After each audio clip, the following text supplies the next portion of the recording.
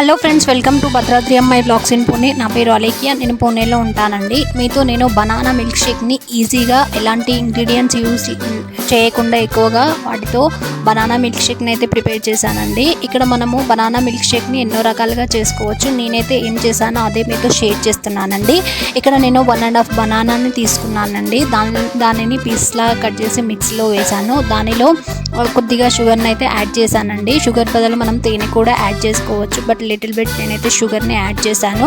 తర్వాత ఒక 3-4 బాదం, అదేవిధంగా 3-4 కాజును అయితే యాడ్ చేశాను. తర్వాత ఇక్కడ నేను 1 కప్ మిల్క్ని యూజ్ చేశానండి. దానిలో 1/2 కప్ మిల్క్ని పోసి మిక్సీ పట్టానండి. ఎందుకంటే మొత్తంగా ఒకసారి పడితే మనకి కన్సిస్టెన్సీ సరిగా రాదండి. అందుకని 1/2 కప్ మిల్క్ పోసి ఈ విధంగా పట్టాను.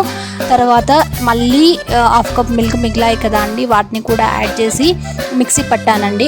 ఒక్కసారి మనం మొత్తంగా మిక్సీ పట్టకూడదు, అప్పుడు మనకి సరిగా రాదండి.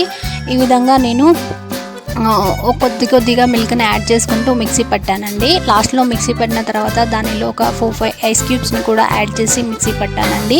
ఇందులో మనము డ్రై ఫ్రూట్స్ అన్నిటినీ యాడ్ చేసుకోవచ్చండి.